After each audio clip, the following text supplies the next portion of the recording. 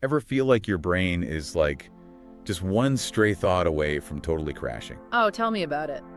Well, today we're diving into a guide that gets it. It really does. It's called Organizing Your Mind is Easy, actually. And it promises to make it, well, easy. Yeah, I actually read that one. It's a fun read, and it's not like those other ones that are like, just try harder. Right, like willpower is some magical cure-all. Exactly. Like, no, sometimes you just need a better system. 100%. And this book, it kicks off with something I think everyone can get behind. The good old brain dump. You familiar with that? Oh, yeah. It's basically acknowledging that our working memory, the space where we hold information while we're using it, it's super limited. Oh, I can relate to that. The author, they compare it to like having a ton of those little sticky notes, you know? Mental post-it notes everywhere. Yes. Cluttering up your mental workspace. Okay, so the brain dump, it's about getting all that out of your head. Exactly. Onto paper, into a voice memo, whatever works, just get it out. Ooh, I like that. So what kind of stuff are we talking about here? Like, what would you brain dump? Just to give people an idea. Let us see. That to-do list that's been on your mind, write it down. That random idea you had in the shower, the one you're afraid you'll forget, jot it down. It's like hitting Control-Alt-Delete, but for your brain. Yes. You're freeing up mental RAM, basically. I'm already feeling calmer just thinking about it. Right. It's such a relief. And that's just step one. The book then goes into how to bring order to this chaos, right? We're talking about categorize and all that stuff we just dumped. Okay, so from chaos to categories, I can work with that. Yeah. But how do we even begin to categorize our thoughts? It's like, I don't know, it's overwhelming. The book actually uses a really good analogy. Think about doing laundry. Laundry, okay, I'm intrigued. You wouldn't just throw everything in together, right? Your delicates, your jeans, your whites, all mixed up. Chaos. Exactly. Categorizing your thoughts, it's kind of similar. You're grouping similar items together so it's easier to manage. Okay, that makes sense. Instead of piles of clothes, though, we're talking about like piles of thoughts. So what kind of thought categories does this book recommend? It's pretty straightforward, actually. You've got your urgent tasks. Those are like the time-sensitive stuff. Got to deal with it now. The things you're probably already stressing about a little. Right. Then you've got your future tasks. Important, but they can wait a bit. Okay, so urgent, future. Yeah. What's the last one? And then the catch-all. Random thoughts, ideas, those maybe one-day things. We want to remember them, but they're not actionable right now. So it's like a mental filing system. Urgent, future, someday. That's a great way to put it. I mean, that's way more manageable than this jumble I've got going on right now. Right. And just like with a real filing system, when it's organized, you can find what you need way faster. Categorizing your thoughts, it does the same for your mental clarity. It's like you're reducing the mental load. Cognitive overload, that's the technical term. Yeah, that. Because it's like our brains have limited bandwidth, you know. And when we exceed it, things start to crash and burn. Pretty much. And that is why this next tip is so key. The book calls it Mental Inbox Zero, and it's all about making sure our thoughts don't pile up and overwhelm us. Mental Inbox Zero. I love that. Yeah. Because honestly, if my actual inbox looked like my brain sometimes, Disaster, right? total disaster. So how do we do Mental Inbox Zero? It's actually simpler than you might think. Just like you, hopefully, check your email regularly. Oh, I see where you're going with this. The key is to schedule a specific time to check in with your mental inbox, too. A designated meeting with my mind. Time. Tell me more. Basically, you're reviewing that categorized brain dump we talked about, checking off any tasks you've done, adding new stuff, and prioritizing for the next day. Active mental management, I'm into it. So we're not just letting those thoughts bounce around unchecked. We're taking control. Huh. Okay, so we've decluttered, we've categorized, we've got our mental inbox humming along. What's next in our quest for like peak mental organization? So we've got these systems in place, right? We're feeling good. Oh, you mean procrastination? You read my mind. And this book, it actually dives into that. And get this, it uses a phrase I never thought I'd hear in a productivity guide. Let me guess. Eat the frog. You've heard it. See? Told you I was kind of out there. It's a classic, though. But it makes sense in context, I promise. Okay, humor me. How does eating a metaphorical frog, I'm assuming, help us get organized? So the frog, that's your biggest, most daunting task, the one you're most likely to put off. Oh, I think we all have a frog lurking somewhere. That one task. That makes you want to rearrange your sock drawer instead. Exactly. So what's the strategy here? Gulp it down in one go. Pretty much. The idea is you tackle it first thing in the morning.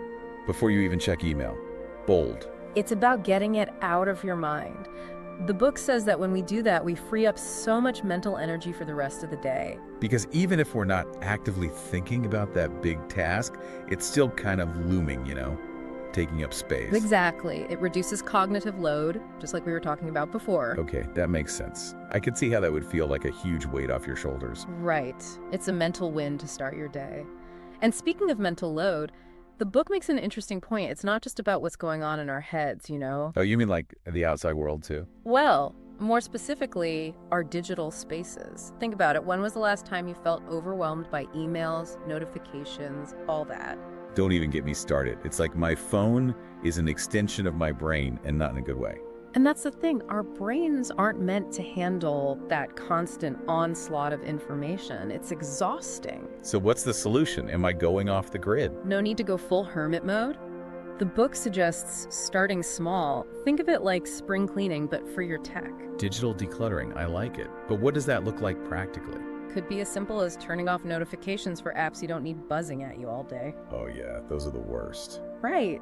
Unsubscribe from email lists you never open anymore. Even just taking a few minutes to organize your computer desktop can make a difference. It's about being more mindful of our digital spaces, Yeah. instead of letting them run wild. Exactly. And that actually ties into the next big topic, mindfulness. Mindfulness. Okay, I'll admit, that word sometimes makes me feel like I need to be sitting under a tree chanting. I get it. It gets a bad rap sometimes. But this book, it breaks it down in a way that makes so much sense. Okay, I'm listening. It's not about emptying your mind. It's more about being present in the moment, intentionally. Okay, so how do we actually do that? Especially when it feels like our minds are 5 steps ahead all the time. It starts with just noticing where your attention is going throughout the day. Are you really present in conversations, or are you half listening, half making mental to-do lists? Oh, that's me all the time. Guilty. It's more about noticing it and bringing yourself back to the present moment. So it's a practice, not a one-time thing. Exactly, and the more you do it, the easier it gets. It's like building a mental muscle. A mindfulness muscle. I like it. But how do we actually, practice this without it becoming just another thing on our to-do list? The book has some really simple techniques. One of them is focusing on your breath, just noticing the sensation of each inhale and exhale. That's it. Seems almost too easy. Don't knock it till you try it. It's surprisingly grounding, especially when you're feeling stressed or overwhelmed. So we're back. And we're tackling, well, maybe not tackling, but at least trying to wrangle our minds into some semblance of order. All thanks to this book. Organizing your mind is easy, actually. It's a good one. It is. And we've covered a lot already. Decluttering, categorizing, even making friends with our inboxes again, both mental and, the digital kind. Right. It's a process. It is. Yeah. But then this book throws us a bit of a curveball. A word I did not expect to see in a guide to mental organization. Me with it. What's the word? No. The power of no. Classic. But why is that so important? I mean, I get it. Saying yes to everything is a recipe for disaster. But it's hard to actually do, right? Exactly. Yeah. So how do we get better at saying no without feeling like, a terrible person? Well, the book uses this analogy I really like. Imagine your mind is like a nightclub. Okay.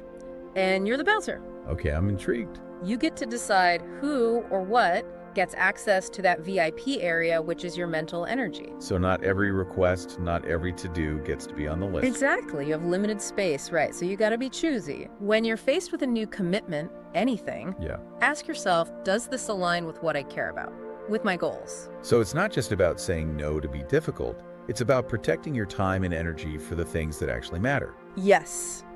It's self-care, basically. And when we're taking care of ourselves, we're able to show up better for everything else in our lives. That makes a lot of sense. Yeah. It's like setting those boundaries actually gives us more freedom in the long run. Totally. And that ties into another big theme in the book, which is all about cultivating a more, how should I put it? Positive outlook? Yeah. But it's not about forcing yourself to be happy all the time, Okay, good. Because that always felt a little inauthentic to me. It's more about being aware of those negative thoughts we all have and challenging them. Challenging them. Yeah.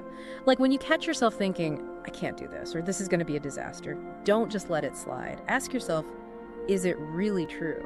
So it's like arguing back with your own inner critic. Exactly. Put those negative thoughts on trial. Often, they can't stand up to a little scrutiny. Okay, I like this. It's like, instead of letting those thoughts run the show, we can actually choose which ones we give our attention to. And the more you practice this, the better you get at it. It's like building a mental muscle, just like with mindfulness. It all comes back to mindfulness, doesn't it? It's like the foundation for all of this. It really is. And that's what makes this book so powerful, I think. It gives you these practical tools that you can actually use in your everyday life. It's not just some vague self-help jargon. It's actionable advice. Yeah. And on that note, I think we've reached the end of our deep dive into organizing your mind is easy, actually. Yeah. But like we were saying, this isn't the end, it's just the beginning. Right. Take what you've learned here and, experiment with it. See what works for you. Maybe start with just one thing. Exactly.